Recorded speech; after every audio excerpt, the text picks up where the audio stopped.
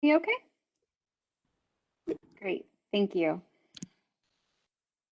Hello, and welcome to the final Humanities Forum of the season. I'm delighted to be here with you, though, of course, I wish we were truly here together in person at UMBC.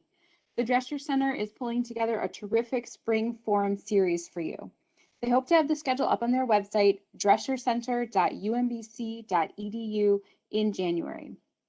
Before we begin, I want to acknowledge that UMBC was established upon the land of the Piscataway and Susquehannock peoples.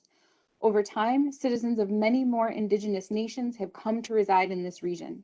We humbly offer our respects to all past, present, and future indigenous people connected to this place. This afternoon's talk will be recorded and made available on the Drescher Center's YouTube page. And you can also connect with the Drescher Center on social media, including Facebook, Instagram, and Twitter. My name is Rebecca Edelman, and I'm professor and chair of Media and Communication Studies at UMBC. I am not who you're here to see. Instead, my role is to introduce one of my brilliant colleagues, Dr. Elizabeth Patton, who is an assistant professor in our department and also affiliate faculty in the Department of Gender, Women's, and Sexuality Studies. Liz earned her PhD in Media, Culture, and Communication from NYU in 2013 and has been enlivening our department since 2015. Sorry, I just lost my place. In addition to in MCS, she teaches courses in the history and theory of media, research methods, and the gendered and racialized politics of space. In addition to numerous publications in journals like Media History and Technology and Culture, Dr. Patton is also the co-editor of the anthology Home Sweat Home, Perspectives on Housework and Modern Domestic Relationships, published in 2014. She is also recently elected to the role of managing co-editor of Mediopolis, a journal of cities and culture. She also recently published one of the best timed books in the history of academics publishing books, Easy Living, The Rise of the Home Office, which is available from Rutgers University Press. Easy Living is a truly masterful effort to answer the question, how did Americans come to believe that working at home is feasible, productive, and desirable? While many of us at this moment may be finding our WFH arrangements to be less than stellar on all these fronts, neither feasible, productive, nor desirable, Dr. Patton's research provides us with a meticulous record of how the idea of working from home came to be thinkable in the first place. Easy Living draws from a truly impressive variety of sources, including advertisements, floor plans, television and film, and national and newspaper and magazine sources, including one of the smartest analyses of Playboy that you'll ever encounter. Writing a history that spans from the late 19th century to the present, Dr. Patton traces varying constructions of home-based work. Her analysis reveals both that the seemingly private space of the home was never truly separate, despite the insistence of middle-class Victorians to the contrary, from the mercantile concerns of the public sphere, and that our understandings of home as a place where work can and should happen are in many ways the product of long-term campaigns by technology companies and other architects of capitalism to view it as such. Easy Living offers an account of changing ideas about intimacy, leisure, pleasure, privacy, fulfillment, togetherness, identity, labor, and work, questions that always intersect with structures of gender, race, and class. Her writing on this subject has been recently featured in forums such as CNN Money, Fast Company, and The Conversation. While the questions she explores took on a great urgency in recent months, this is not because our work from home struggles are new. Indeed, Dr. Patton's work demonstrates that they have been years in the making. We're all, of course, looking forward to seeing what she'll do next. And I could go on today about everything that Dr. Patton has accomplished, but in addition to being a remarkable scholar, she's also very humble, and so I don't want to make her too uncomfortable before she takes the stage. On behalf of our department and the Drescher Center, I want to thank you for being here. You made an excellent decision to tune in, by the way, and happily turn the screen over to Dr. Patton. Thank you, Rebecca. Thank you for the great introduction. You did such a great job with summarizing my book. Thank you for everyone at Drescher Center for inviting me to give this talk, and thank you for everyone attending. So I'm going to, hopefully this goes smoothly. I'm going to attempt to share my slides. This is the part that always makes me nervous. All right. And all right. So hopefully everyone can see and hear. And there's no issue. All right. So I put it in presenter.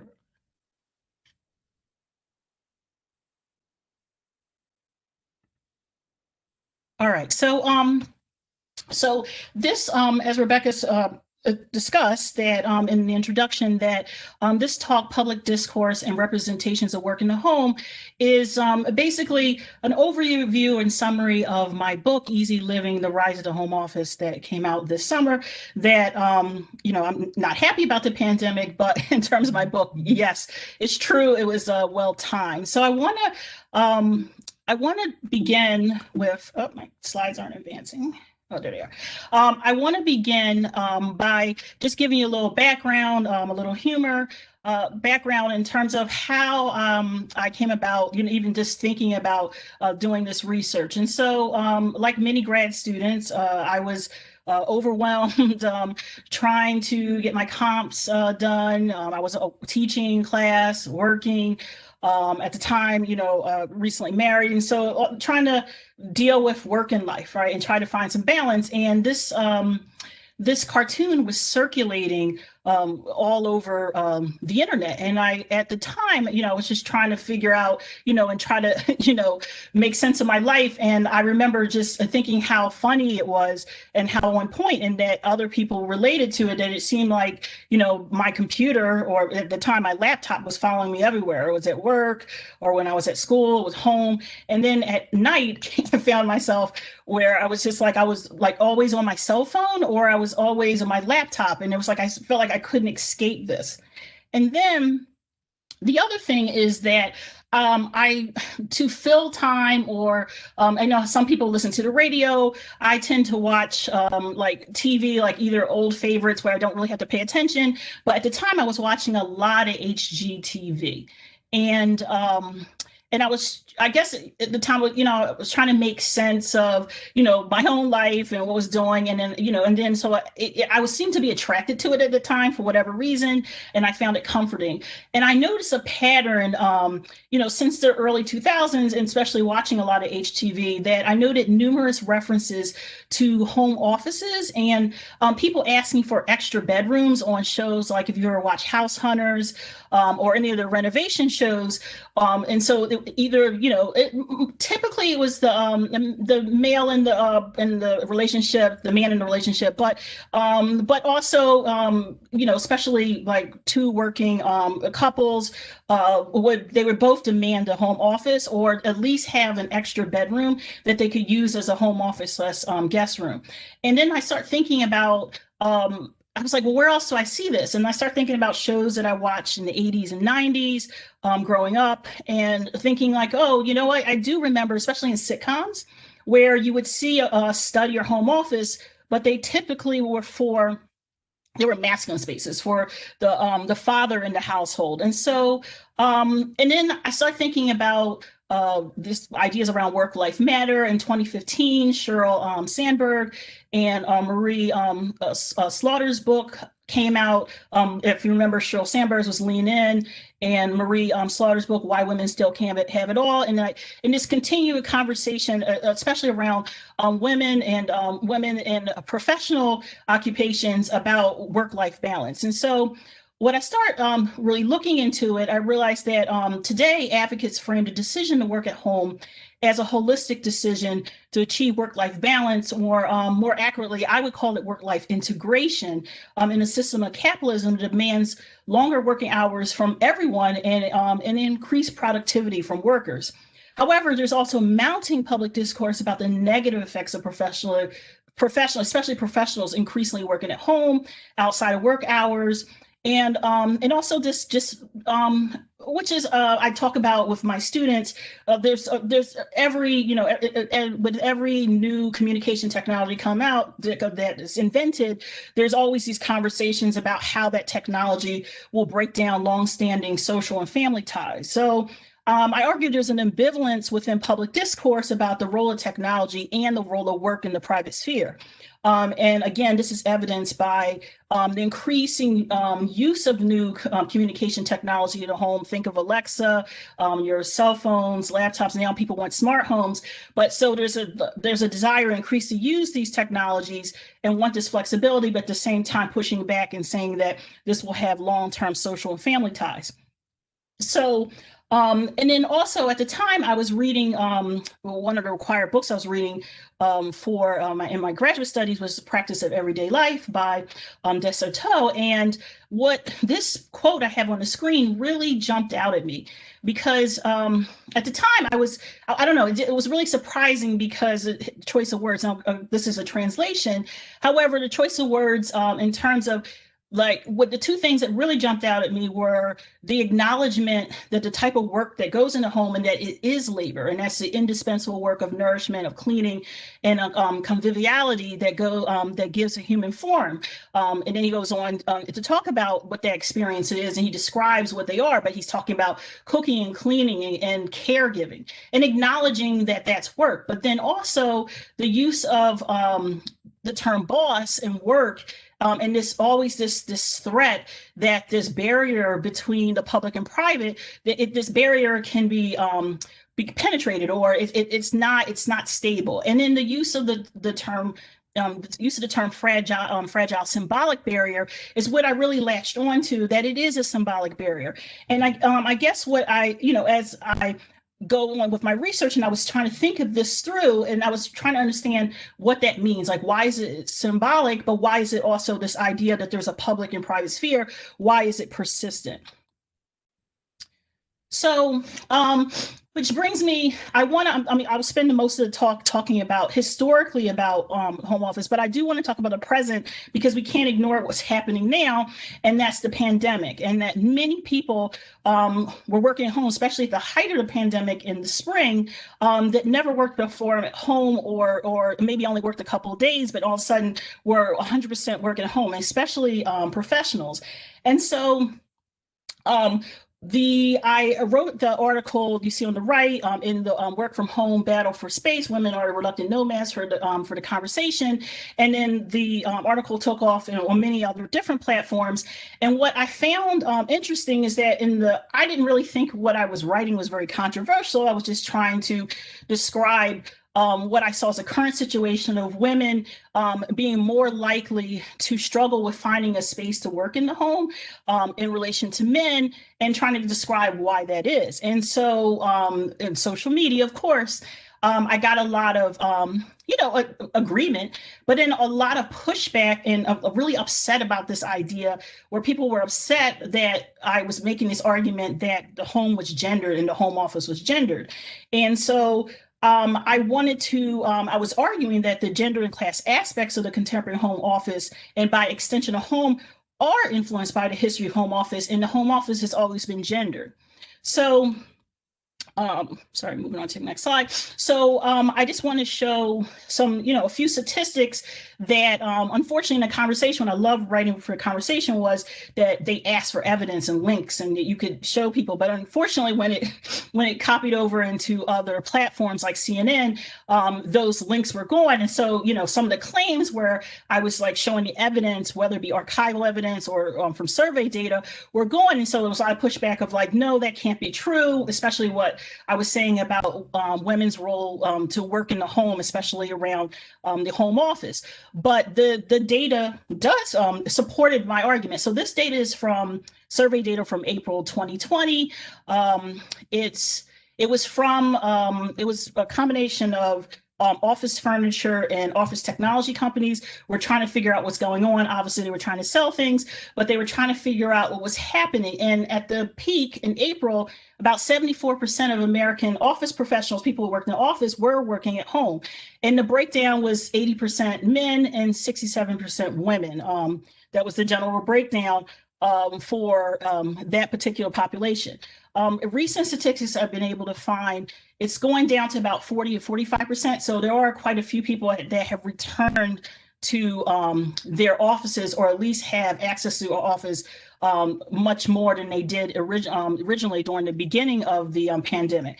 But what I thought also was interesting in some of the statistics I wanted to show you is that for those who are working at home because of COVID-19, about half, 45%, did have a separate room or all home office. So the growth of the home office in terms of in actual spaces has increased, where homes and what I saw on HGTV, and I mean, it is a TV show and it's fantasy and representation in terms of an entertainment, but that in real life, what was happening on the show and what these shows are pushing and promoting in terms of what your home space should look like it is actually happening in the real world. So a significant amount of people do have a separate room or office to work, even though they weren't working primarily at home.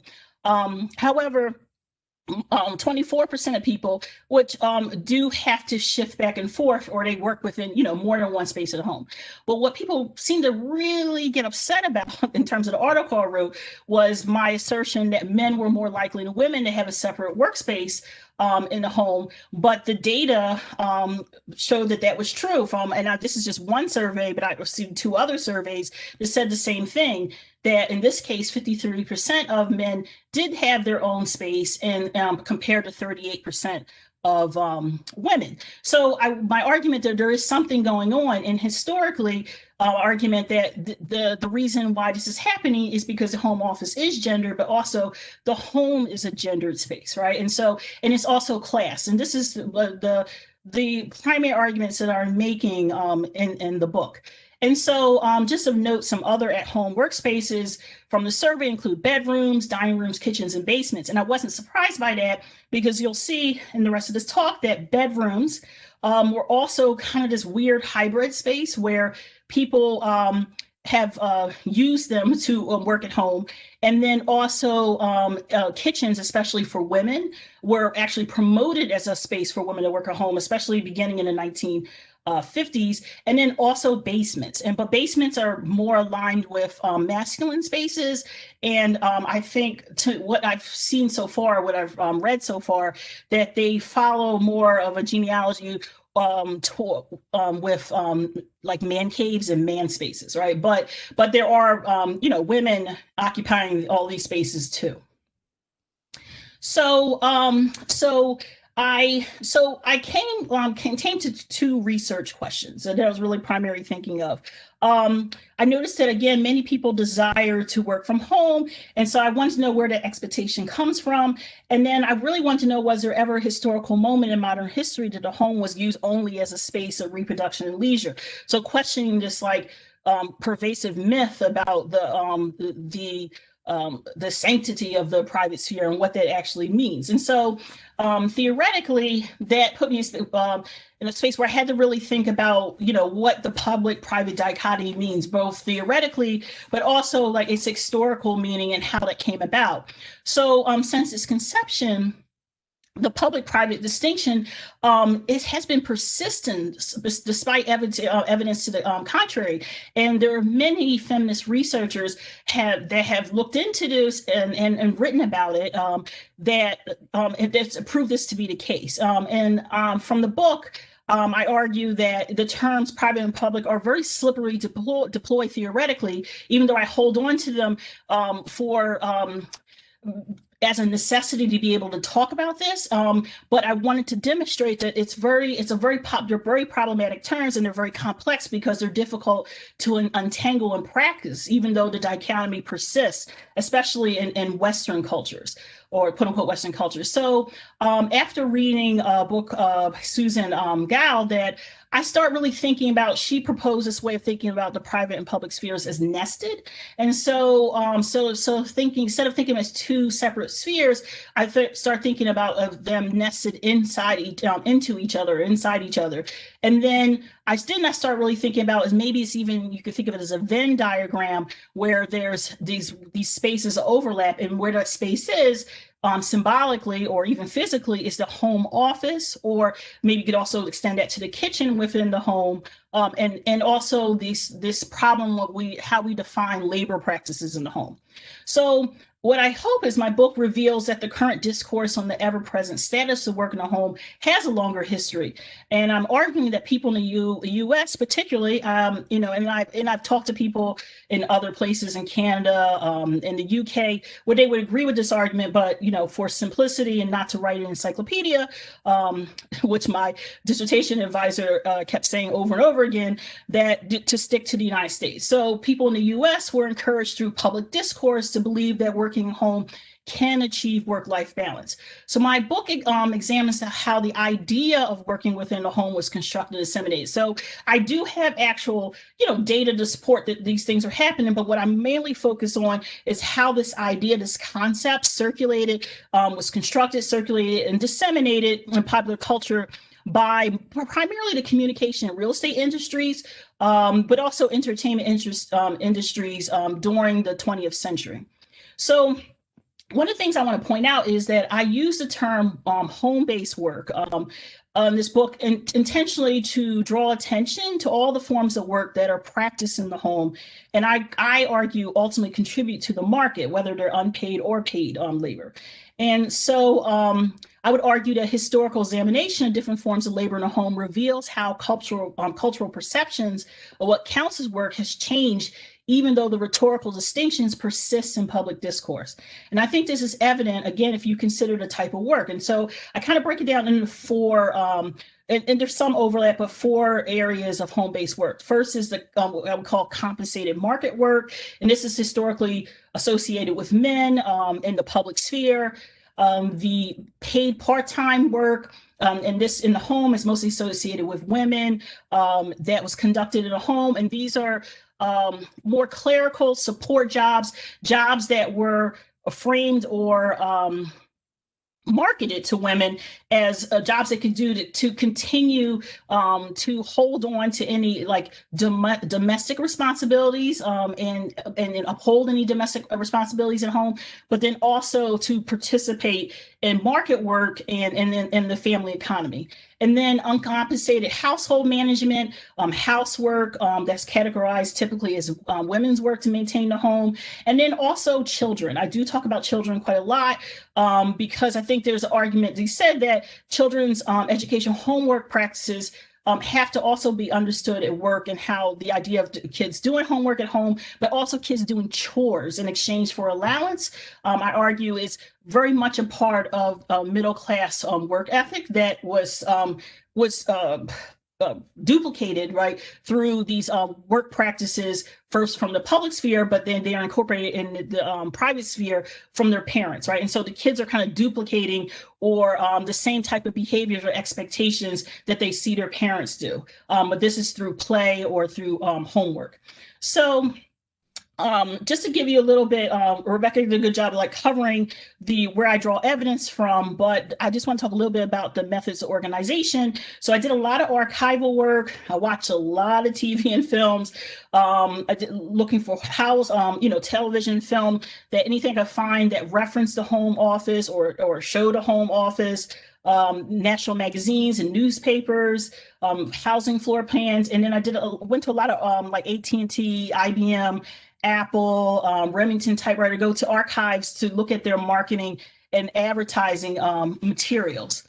I also had a lot of time at the Library of Congress looking at old home economics textbooks, to Playboy. They have a Playboy, all the Playboy magazine collection. And so as a way of accessing all these materials. And I chose this approach to demonstrate that public discourse, I argue, reflected changing concepts over time about what it means to work in a home, which I argue corresponds to larger social, political, economic, and technological forces. And so that's why I organized the book into four parts. And the book is organized around these technological, political, economic, and social forces that I think shaped and shifted public opinion or public discourse of working at home along the 20th century. So part one, I really considered the technological economic forces that influence the emergence of private-public dichotomy, and also the corresponding changes in actually domestic architecture in the media work during the Second Industrial Revolution. So circa 1875 to 1930, and all the forces I'm looking at are the rise of industrial capitalism, unprecedented urbanization, and the invention of the telephone and typewriter. In part two, I decided to focus on the post-war period because I argue that's where the home became fertile ground for consumer practices traditionally associated with work life. And I focused on suburban bedroom communities as like the ideal home between 1946 and 1968. In part three, I consider a relationship between second wave feminism and the sexual revolution in the United States, so 58 to 1970, circa 58 to 70, in the representation of urban homes as a space of work and leisure, because there were competing discourses at the time between, who was living in the suburbs versus who was living in the city. And the reason I focus on that, because the roots of the emergence of what I call the knowledge creative professional, it's rooted in that period of time.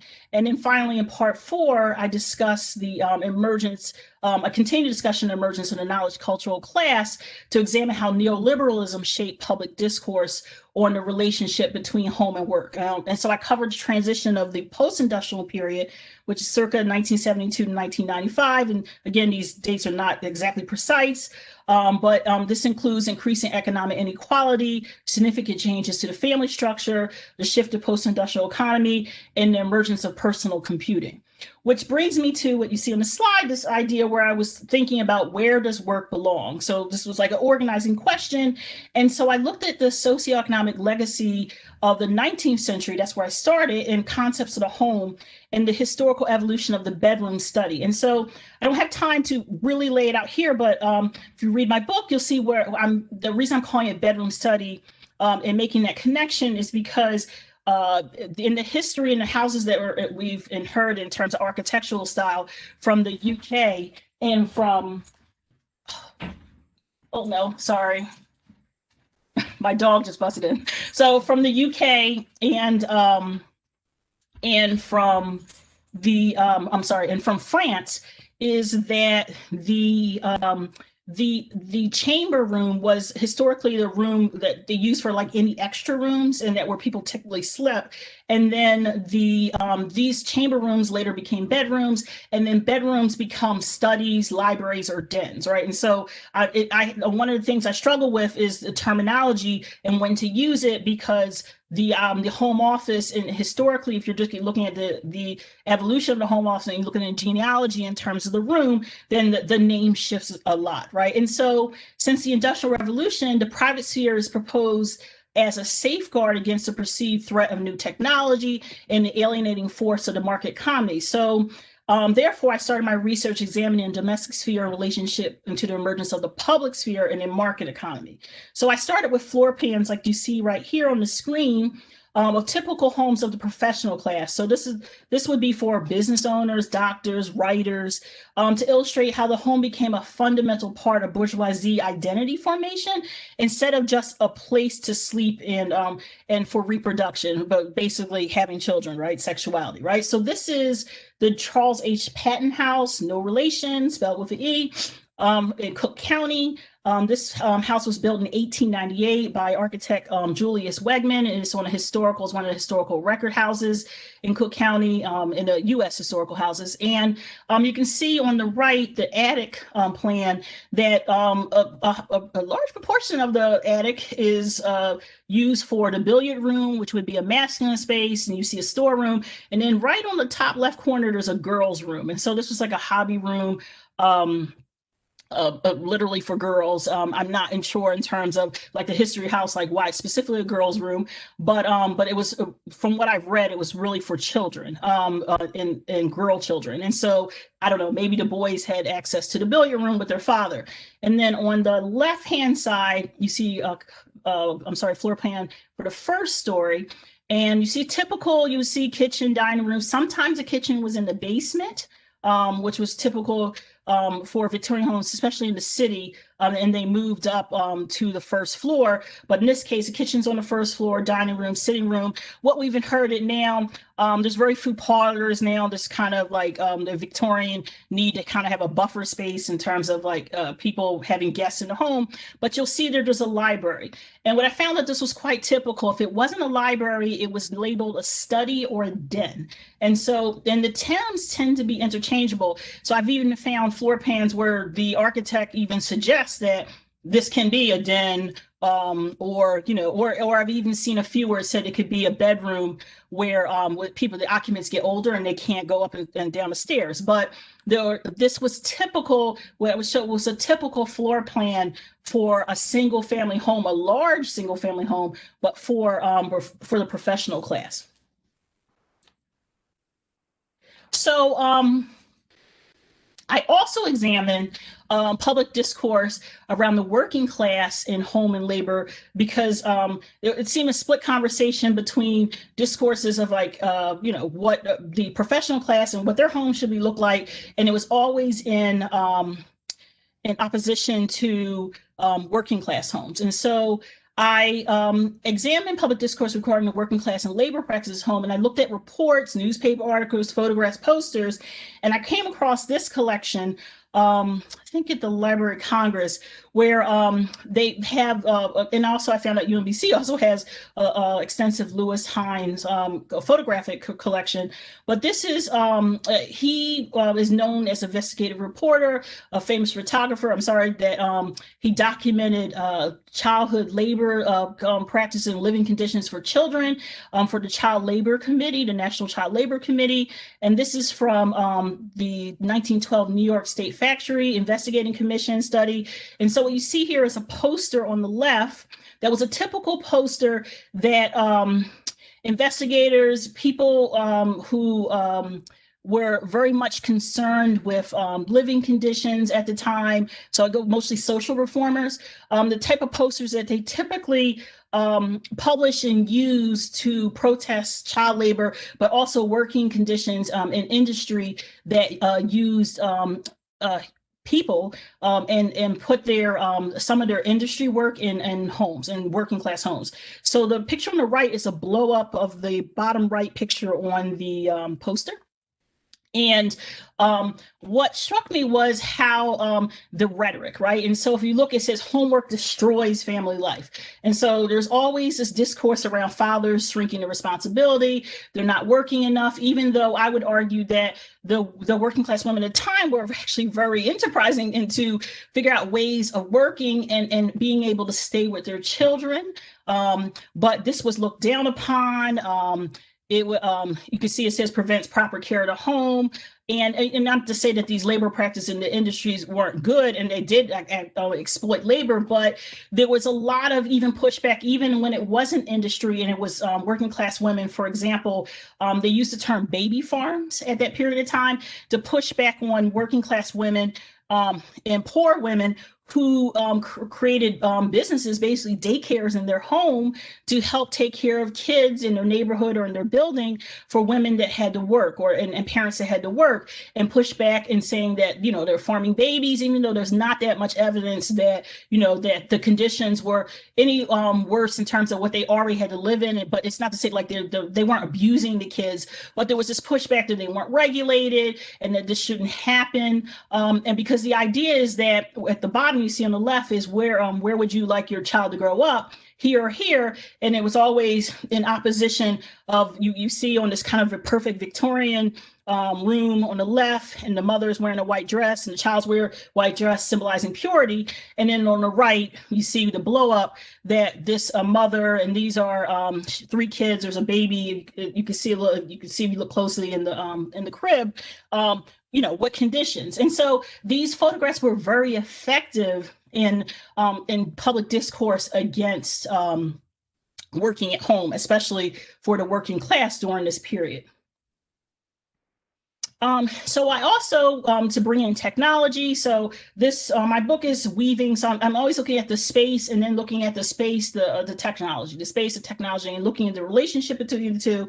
And so I started looking at early typewriters and telephones because these were the first communication technology, but also associated with business in the marketplace that entered the home. And so I looked at early marketing of the telephone and typewriter for residential use to understand the origins, what I argue are of contemporary attitudes about the gendered role of market labor at the home, and how we're so protective, like this idea that the home is going to break down because of this technology. So again, the first modern communication technologies to penetrate the private home, and this was mostly in the bedroom of the house, was the typewriter and the telephone. So telephone and typewriter companies market their products as necessary tools to help women successfully manage the home, and as an opportunity to participate in the official market economy within the ideological confines of domesticity through home-based work. So on the left, in the early case, most of the time for telephones, they were marketed directly at women. And the idea is how many steps to your telephone. So even you can see in the copy that they're saying that you could place it in your bedroom, your den, or your sewing room. And this idea that if the woman places the phone on the second floor, she doesn't have to keep running up and down, because most telephones were placed in the foyer in a more public space of the home on the first floor. And so you can see this was typical to show a woman at a desk, right? And so she's, the idea is that she's managing her home, she's a home manager, but she also needs a phone to be able to do this. And then on the right, you see the typewriter. This is from 1924 for Remington typewriter. And it's, how the typewriter captured a family. And what I really thought was interesting is that this is how Remington decided to market to families. So they had a whole separate marketing to men in terms of using these portable typewriters for work. And they usually for salesmen, doctors, writers, the professional class, and that makes sense because that's who are more likely to work at home. But they also had very early campaigns where they were trying to get people to buy portable typewriters. And again, they realized that they could, and I looked through the marketing material and memos where they intentionally targeted women. And so the idea is that if they bought a typewriter, they would both be helping their husband, but helping their family by helping themselves better manage the home. The argument was that the home would be better managed with a typewriter in terms of correspondence or dealing with, parent teachers or issues or volunteers suffering around their children, but also that children would get better grades because that they were typing their homework and they were more likely to be better prepared for the workplace. So, in addition to, so I'm jumping forward and the post-war period. So where again, I start again looking at bedroom study and looking at the next evolution of the home in terms of how homes have changed. And so I argue in this section, the rise in managerial class, growth of the suburbs, birth control, changing heterosexual norms. These are all social and political forces that propel the emergence of the knowledge cultural professional that you later see in the 1990s. And these are the two spaces that embody like this type of like domesticity, this type of what they started calling the good life. There was both the good life in the city and the good life in the suburbs, right? And the good life is very much associated with the professional class. And so what I wanted to do is by looking at national publications such as Cosmopolitan, Playboy magazine, which you see image from the right, as well as popular television shows and films that feature single professionals living the good life in the city or in the suburbs. So I wanted to historicize the growing importance of class status in relation to lifestyle. And so this includes very specific types of occupations. That I found that it was interesting to me that on most TV shows, or especially on TV shows and sitcoms, but also like Playboy really pushed this, and a lot of like films that were like rom-com films, like films of the romantic comedies at that time, that the professions were always like these creative professionals. They were the guy was an editor of a magazine, or a writer, or an artist, or a photographer, and and I thought that was interesting. And then also Playboy, Hugh Hefner, also pushed this narrative, right? And so the two homes that I focus on, again, are the suburbs. You see a typical suburban house on the left, and in the bachelor pad, this was the first pad, the penthouse apartment that Hugh Hefner promoted as the ideal space for people who do what they love, right? And we still kind of, I think that's even the motto of our time, right? That people that are able to do the type of work and the type of life and manage and have the good life. So you see here on the right, what really struck me or jumped out at me is that there in the copy he spends a lot of time describing this space, right? And it has all this entertainment and the latest technology. But what I thought was interesting, that the bedroom space, so you see the bedroom on the right, that it was conceived as a continuous space into the study, which is going forward in the forward part of the floor plan. And it was just all it was a temporary separation of this kind of screen or curtain that you could just draw across if you wanted to make some separation. But Hugh Hefner kept making this argument over and over again in the 1950s and 1960s that the ideal life was to combine work and play, right? And that they can exist in the same space. And so there's no accident that, he's photographed wearing a bathrobe, that was his thing, right? But it's also his life and his lifestyle was very much embodied in the spaces that he occupied himself, but also the type of spaces, penthouse apartments, the bachelor pad that he promoted in popular culture. And then again, on the left, what I thought was interesting, though, even though the size of the home has decreased, right, in terms of we don't get these like huge houses, and this is a Sears modern home, but for the larger professional houses, Sears still was using floor plans that featured a library, a den, or a study. And you can see this here on the floor plan on the left. It's usually that was the case if you had a house that had at least 3 or 4 bedrooms, that there was enough space on the bottom floor that you could have an extra room, and that room would be a library or a den.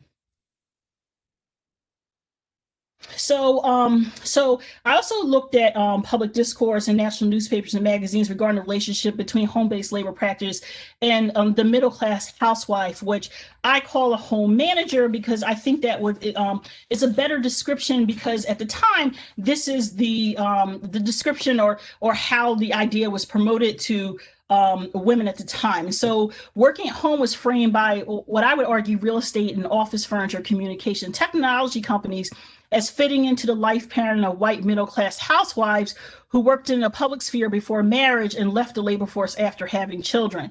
So if they were going to work at home part-time, this is how they could do it. But they also, a lot of these companies also promote this idea that you were still working, even though you weren't paid, and you were continuing what you learned in secretarial school, junior college, and you needed a space for that to happen, to properly manage the home. And so in order to properly manage the home, the idea was if a woman was going to have a home office, then it would be in the kitchen. And so you see here on the right, you see I have it highlighted, this is her office in quotes, with a phone and typewriter.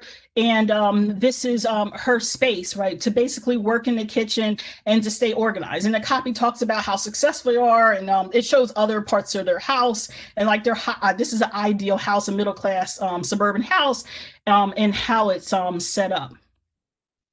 And then some of the other themes or sub-themes that emerged in this study, also thinking about gender during this period, is the representation of domestic spaces or fathers in popular culture, and specifically the importance of men having an office away from their office in the city. And this came up a lot in movies. If you think of Leave It to Beaver, Ward Cleaver had a study. This is I can point out in other sitcoms during that period of time they did, and so even by the Brady Bunch that came out in the late 1960s, ran to the 1970s, Mike Brady, right here on the right, had his own, he's an architect. So again, when I talk about specifically about the type of professions, they tend to be like this kind of creative knowledge. So either they're a professor or architect, like I said, a photographer, which I thought was interesting, the type of professions that were promoted. But it didn't make sense if you think about, because they're all coming from creative industries, and television is one. But this is his architectural, this is his, this is the den, this is the space that that he's working in. Greg, the oldest son, for a while did get the space, because he was complaining that he had to share it with his, two other brothers. And I'm sure the show, it's a blended family. They come together. They have 6 kids, and there was a lot of even comment when the show came on. It was like, well, why, he's an architect. Why can't they move, or he can build a better house? But in order to make the show, the comedy to work, they need them to be in the same room, and the conflict. But the idea is that at some point, even the show realized that this idea about private spaces and privacy and the type of spaces that kids should have, they ended up moving Greg to the attic, right? So he gets this attic space, and then he fights with it, with his older sister, with the oldest sister. But this is Mike Brady's space. But then I thought it was interesting that typically, at least in public discourse, you would see kind of news papers, magazines, like the kind of self-help books, or design books that you would see. Like I said, the woman would have the desk, and that would be the space in the bedroom. But you can see here that Mike Brady also has that space. Like, so he still occupies his desk space, even though I think conceptually this is supposed to be Carol Brady's space, in the show. But there's a persistence of like the space of work in the home, that's paid work. Those spaces belong to men. And so the other thing, in terms of, I've just talked about like Greg Brady and this childhood homes, is that that children were also very much a part of the conversation about, in terms of homes, and also having a space for work, right? And so I looked at the enculturation of middle-class work ethic in childhood spaces, and the importance of homework for children. And so there was always this discourse around balancing privacy, play, and work in the home. And you could contrast that with representation of homes of the working class and poor. For example, the show The Honeymooners, they do not have any children, and they live in a 2-room apartment. And basically, the whole humor is Alice sacrifices and all the labor that, because she's married to Ralph Cramden, he's working class, right? So they don't have that type of space that, say, Leave It to Beaver, like the type of space that they have for their family. And so on the left, you hear this came from a design book that circulated quite a lot in the United States, and like ideal homes and like what your home should look like. And so they had photographs of like architectural work, and this is in California. And so this was considered like an ideal child space, where they have enough space where, they can obviously sleep, but they can play, they have a desk, they have plenty of storage. And this is really ideal because these kids also had like a space for their nanny, and there was like a separate kitchen. But the idea is that kids should have a private space, but they should be able to do their homework, and they should be able to play. They should be able to help also maintain the space. But if you look at contrasting or other narratives, you see here on the right, this is a screenshot from Raising the Sun from 1961. And this is Travis Younger's, this is Sidney Poitier plays the father. This is his son's sleep space, and he's stuck in this in-between space. So if you ever seen like a Chicago or New York Railroad apartment, I'm talking about the way it lines up. And so the back space is a bedroom where his parents are, and they have pocket doors. So it's not really considered a true bedroom, it's a den. But the Travis Younger, he has to sleep basically in the living room. So he's sleeping on the couch. And a lot of the conflict in the film is about the grandmother and the mother pushing that the money that they need from the insurance from the grandfather who passed away is to get out of here and buy into either a suburban or a white neighborhood in Chicago. Where they explicitly say where Travis can have his own space. And why does he need his own space? In order to succeed, because he needs privacy and he needs a space to do his homework, and he can't accomplish that in this particular type of space. So we also, for this period of time, Also, there was other telephones and other ads that are also pushing this idea of the telephone company started Bell, which later becomes AT&T, was also pushing the idea that if you're going to have all this space right in your home, and that they recognize that the home was there's many different areas of the home, and that the home it was a space of labor and leisure. So Bell encouraged its sales force to convince subscribers to think about their telephone use across their entire home. And so they appealed to individual family members and the family as a whole, and they depicted a home as a space of activity beyond the living room, right? And so, because remember, the ideal suburban home, you would have additional spaces, right? It's for leisure, for work, delineated spaces, especially for upper middle class families. So you see here, and they even talk about it. They say the kitchen, den, or basement workshop in the copy. And so you have the kids who are, yeah, I'm assuming they're probably in the basement. The mother's doing some work. I guess she's changing flowers in the bedroom. And the father seems to be in this kind of hybrid, like den space. And usually, like I said, if there wasn't a separate study, then it was a space of like entertainment and work.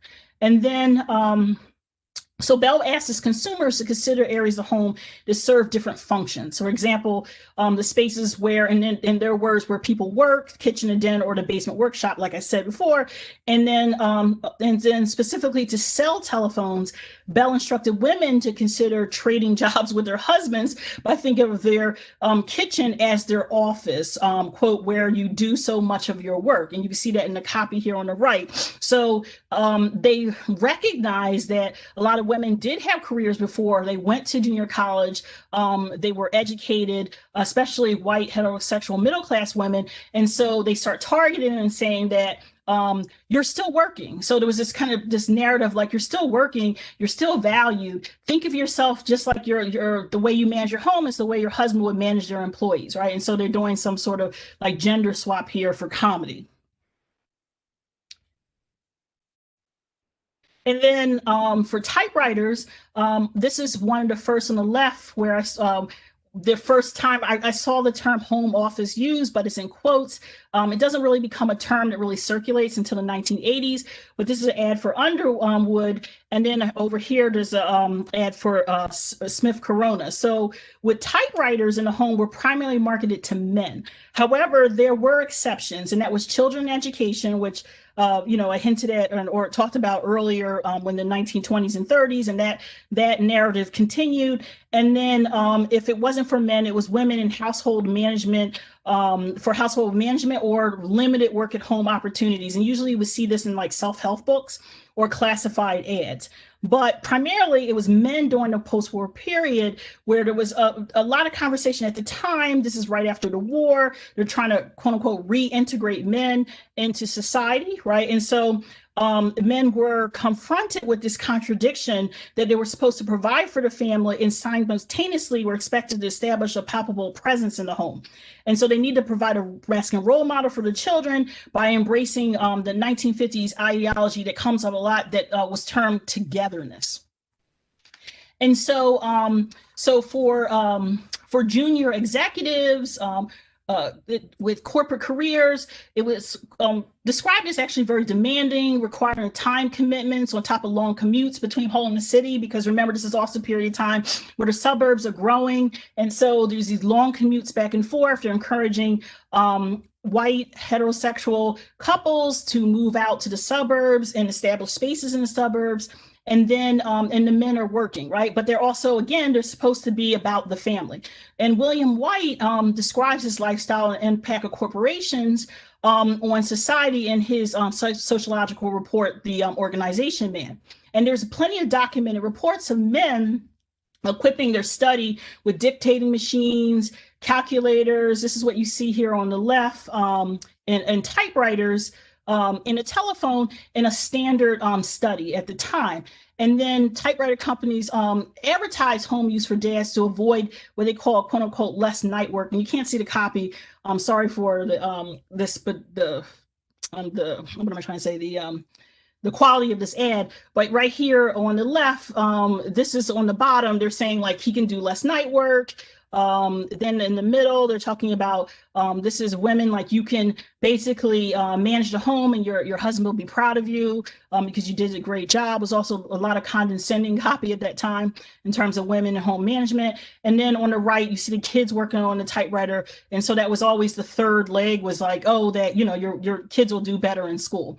And then also on the right, you see it says lifetime partner. This is the typical kind of ad I would see for men, where it's trying to convince men that, you know, this is a good investment and it will be with you all your life. And you can see this. He's doing homework. He's a college student. He's in the Navy, you know, becomes a professional. And then I guess he retires and gets to write on his typewriter, right? So that, you know, this was an important investment, almost as similar to now that we can't live without a cell phone. They were, it's kind of weird to think that they were pushing typewriters in the same way. So I want to jump to the 1980s and 1990s and talk about computers in the home office. And so as evidence, I looked at popular discourse in national magazines and newspapers, well as marketing advertising materials from computer companies, mainly Apple and IBM, that featured home offices. What I found was that well, first of all, that IBM was much more helpful in terms of let me see things. Apple was much more closed, but I did have access, and I'll talk about a little bit more. But I examined the role of the home office, in facilitating new ideas about work-life balance. So I decided to look at so this is where I kind of shift to an argument where, because this is where the term work-life balance is starting to come up, and you're actually seeing it in the 1980s and 90s. So I'm implying that it was always talked about before, but not directly talked about, and then it's explicitly talked about in the 1980s and 90s. And that's because of women, second wave feminism, women really coming into the market, the rise of the idea of the superwoman, women trying to balance work and career. And so I looked at representations of professional women and again, newspapers, national magazines, and here's an example here on the screen that that validated women's decision to work outside the home. And the way they validated to say is that, well, you can also do part of your work at home, or you can have a home business, but you can do it too and have your kid in the back. Now, we all know, especially from the pandemic, that that's not that easy, right? In terms of especially a non-school age kid. But there was always kind of this kind of rosy picture, right, in terms of how it was discussed, especially in editorials and newspapers. And then what I put this on the screen on the right. I wasn't able to get permission to use the image in my book, but I do talk about it, is that this is the premiere issue of Family Computing. This was their original title. I can't remember right now what they changed it to, from 1983. But what struck me was that the computer is in the family portrait, right? So it's like a baby, a member of the family. And it just made me think like how centered the idea of personal computing and how much this image shows you what's to come and how central this technology would be in our lives, right? And so the adoption of personal computing at home becomes basically the two forms of marketing, or two narratives that are present in marketing, is that here is this computer as an educational tool for middle-class children, and computers as a tool for home management and work. And so this is an ad from, this is a brochure, I should say, a very large one from Apple computers. Apple was their lawyers were very clear with me that I cannot publish any of these pictures, but they would let me quote from copy. And I really wanted to use this image because I think this image just really encapsulates what I'm talking about. Is they're taking this home, and you see here these filing cabinets and this kind of level of disorganization, and they're implying that both that having a personal computer and the software that comes along with it can help bring order to your life, right? And quote unquote work-life balance. But at the same time, they're clearly saying that there's a relationship or integration between home and work. And this quite fascinated me. And so if anybody remembers at the time, the personal computing, especially Apple, and that's the market that they decided to really hone in on. And so if you look at, like, I had access to their data, marketing data, and reports, and all the research reports, that they explicitly went after upper middle class families that made, I think it was like in today's dollars, it would be around $100,000 per. I mean, that was their target market. And that they thought would buy this product because the computer was relatively expensive to income at the time. When it came out, but they also promoted all this software to go along with it. And the software was always this kind of a combination of leisure software and like games and things to do, and then things that you could use for work or for managing your household.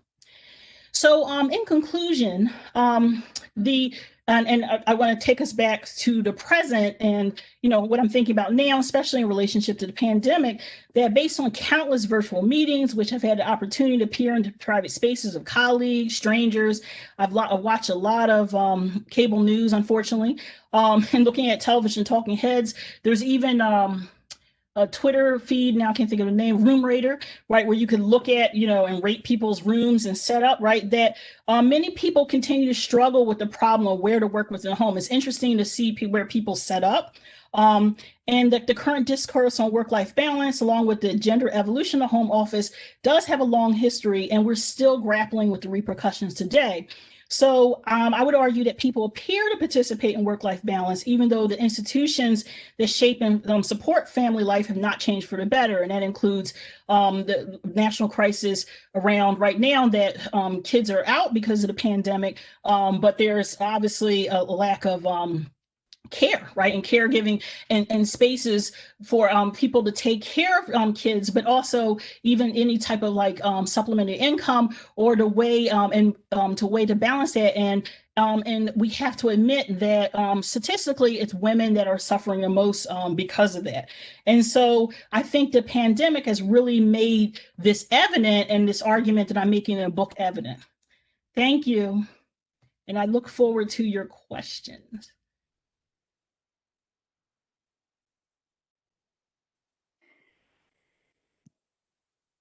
So I will, hopefully everybody can hear me. It's my role to moderate question and answer. So we have two already. The first question, Dr. Patton, comes from Ebony Davis, who wants to know, how are you defining public discourse?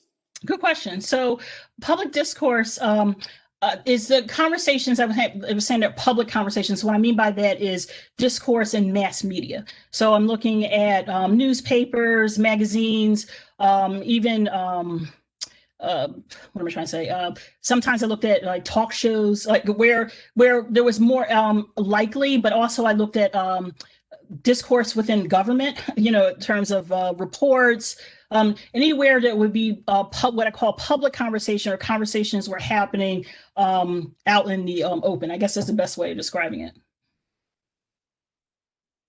Great, thank you. We have another question from Kristen Inker, who asks if you could comment on the contemporary terms man cave and she shed. I have not heard of a she shed.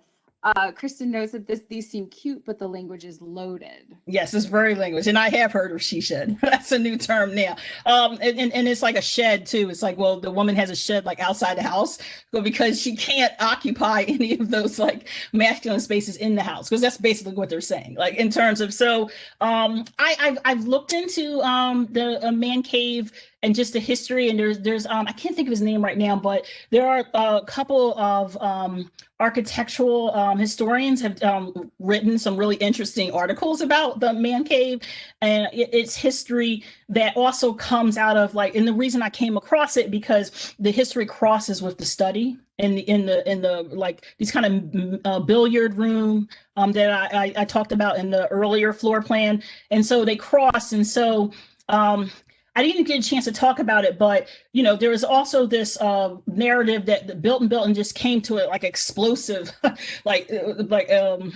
it emerged in the 1960s, and it was really around like Playboy, and a lot of writers were Playboy they would start arguing that women were like completely taking over the home, and they were completely feminized spaces. and that men needed a space again, even though I would argue that they've always had the space, especially professional men, right? So I shouldn't say all men, and so this idea, but professional men saying that they needed the space again. And so then the man cave comes out of that, where people converting their basements. Also, I didn't talk about this, but garages are also that. And so my understanding is she shed, it's like the argument is that it's kind of sad to say this, but women already have a space in the home, even though I would argue it's not a leisure home, because they're saying, well, you have the kitchen, because this is the rhetoric that you'll hear just like on social media or, in spaces like that. Well, you already have a space to relax, or you could relax in the bedroom. Like those are spaces that are argued are already occupied by women. And so, and for women to have like a fun space, then she needs to go outside. And that's what a she shed is. The only other close term in the house is like a hobby room. And that comes up. Sometimes you hear it on HGTV, like the man and woman talking, and he's like, well, I need a extra space for office, or even if the man says hobbies, like their garage, are like, very masculine hobbies. And then for the woman, it's like, well, I need to, and there's nothing wrong with this, obviously sewing, but it's obviously loaded, like you said, and it's like, oh, this is my hobby room, right? And so, and it's kind of dismissed in a different way. Thank you. Do we have other questions? We've got a little bit of time. Maybe while people are typing, I will ask another terminological question, and I will fully confess that I just ducked away to Google she shed. But I was thinking actually about the language of the den, which to me, like until I heard you use the term, I was like, I hadn't really thought about it, but like that's very kind of like almost animalistic language, right? Like animals have dens. So I'm wondering if you could talk a little bit about the history of that term. Yeah, so I try to find, so it does, from what I can tell, it's also very masculine, like den, this place to like to hide out, a space for men to like to be men, and again, not deal with femininity and women, but also a space for like children to like go wild, right? And so like a den for cubs. And so you're right, like it's kind of this weird thing, but it's but it kind of exists in that same thing. And so that's why it's very interesting and hard to kind of tease apart the study, the den, the home office, because of their intertwining histories. But the den is a very much more a social space. And where study is more of a workspace, and the library more like a work education space. But Rebecca, I think you're right in terms of your intuition. That is very much like primal in some sense, and then it also doesn't have to have. Now I'm trying to remember. It doesn't necessarily. It'd be a den. Like it doesn't have to have like a egress, like a window. Like it can actually be a den. Like in terms of code in some places. And so like how sometimes apartments they say it's a 2-bedroom, but it's really 1 bedroom a den, because it's not really. It doesn't fall into what a bedroom should have, like an egress, window and a door. So it is literally a den. That's so interesting. Thank you. Also in the chat, Jason has chimed in with the reference to Solar Opposites, which is just a recent animated show that I haven't seen yet. Talks about how 2 aliens coded as aspirationally male don't understand the pleasures of the man cave until they create a female robot who is programmed to be irritating to them by using the man cave. So there you have it. Yes. More proof that your work is topical. Yes. Susan Starrett is chimed in with a question, thanking you first of all for a interesting and wide-ranging talk. So yes, I agree. Wondering how you are thinking about these representations' tensions with how people live their lives. So Susan continues, for example, you mentioned the book The Organization Man in the 1950s as a time of white men and cogs in an organizational machine, but the representations of work were of work as more individual. So I think, are you talking about the tension between like the individual work versus in the back? So I get what I think you're getting at is that yes, in the 1950s it was more like more looked at as like a structural problem in terms of like what the organization was doing to individuals, right, in terms of work. And he saw it as a societal problem. And then what I think is interesting at that same period of time, Playboy, which you mentioned, is making a counter argument that almost like it doesn't have to be a structural problem, that you can adopt work, right? And because work can be pleasurable and it can be something that you love to do. And I think that's our problem with work now, is that embodied by White versus Hefner, is work, a structural problem that like bears down on us, or do we just like take it all in, incorporate, and say like, Hefner was like, go all in, right? And that, enjoy work, make it a part of your life. It shouldn't even be separate. It should define who you are. And that was his lifestyle in terms of where he saw the separation. And you said,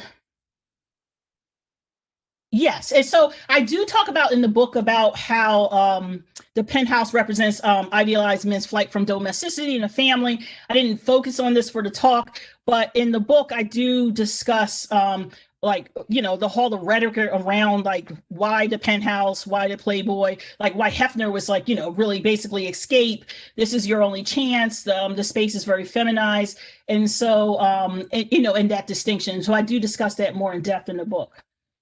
Yes, and that you're right, Susan. That Playboy, like you don't want a child or partner. You want women in your life, but in terms of pleasure, right? But they're not moving into the house. They're not. This is a masculine space. Right, they are all banished to the she shed after they've served their purpose. Yes. So Jessica Berman chimes in about the personal computer. Marketing to the home before it was mobile. She remembers the home computer often ended up in the kitchen for women and kids to use. Did that up the value of the kitchen as a multi-gendered space, and did it shift again with mobile devices? So, yes. So I do think that, right now, I would say, especially in the 90s, and then with the rise of like these kind of domestic TV channels like HGTV, that it does seem like the kitchen does become a multi-gender space, but it's also just it becomes a definite like center space, a family space at the home. And so and now with mobile devices, I would agree. Like, I mean, I stopped at around 1995. So, but if I were to continue on, I would say that yes, that shift did happen, and you can see that happen. But interesting enough, though, I think the pandemic shows. But then that women, when everybody's home, then all of a sudden that the women are back into the kitchen in terms of having a space to work in the dining room. So even though it becomes a multi-gender space and multi-generational space in the late 1990s.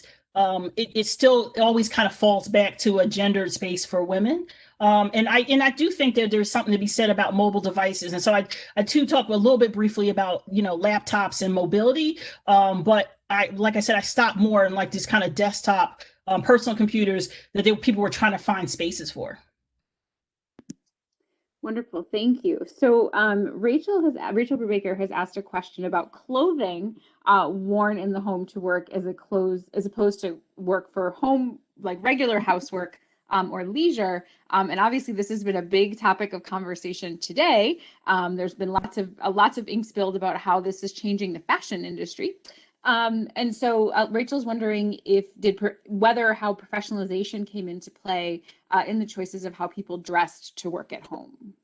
I don't remember coming across anything that's explicitly talked about work, but I would say it's inferred that you would dress professionally just because of when I looked at the images that accompanied like an article about, people that were working home, whether men or women, or any TV show that I don't ever remember anyone wearing like the way we are now, wearing sweatpants and jeans. Like it was always, but then also it's kind of hard to say because when you're talking about a different period of time where people dressed up more anyway, in general. And so I think it makes sense that you would see that extension in the home.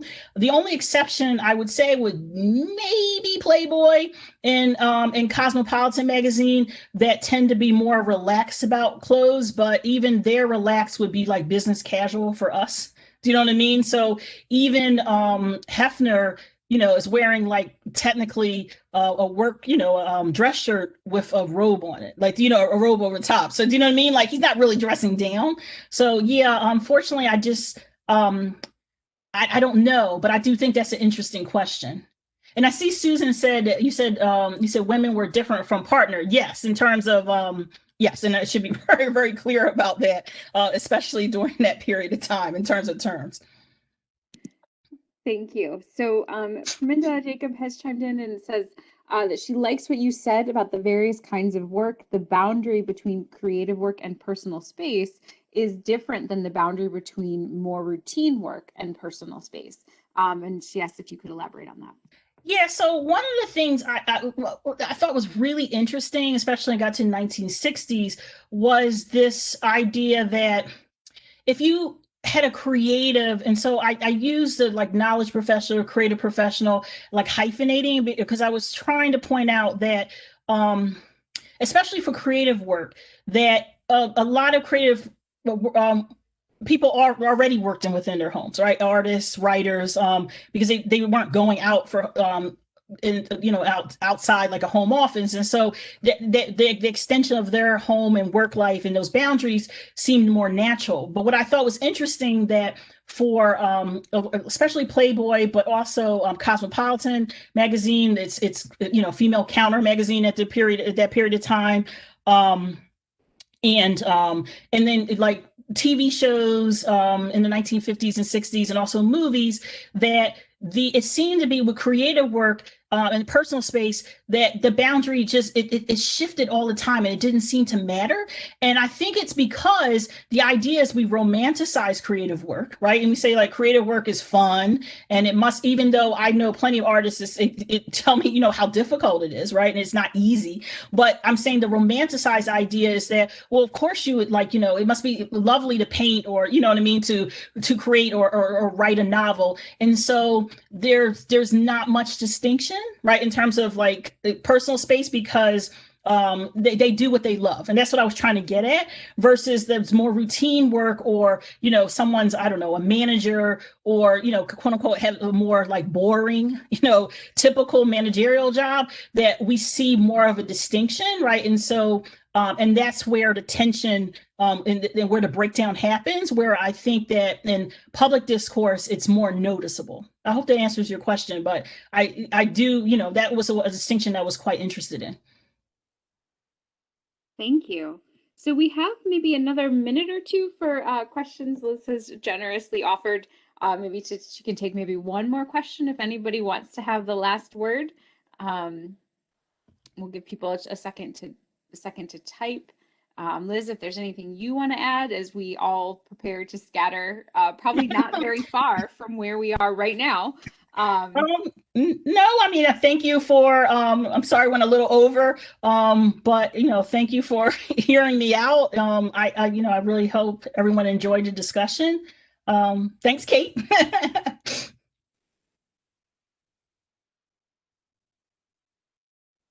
All right. Well, I think with that, I think I'm empowered to end the event. I'm not sure, but I will say thank you again to Liz and to everyone in the audience. I always learn so much from you, Liz, from hearing you talk about your work. And one of the things I appreciate the most about it is that, increasingly we live in a moment, particularly people like us who are knowledge workers or whatever we are. Yes, we are. Knowledge workers, I'll take it. We're sort of encouraged to think that like work is everywhere, right? Work is potentially everywhere. And you remind us that it doesn't even if it has been this way increasingly for a long time, it doesn't have to be this way. And so I really appreciate that about your work. So Thank you. Me. Thank you so much, Liz. Thank you to the panelists. Thank you, Courtney, if there's anything you need to do to wrap up. Otherwise, I'm just going to mute myself and bye, everyone. Thank you again.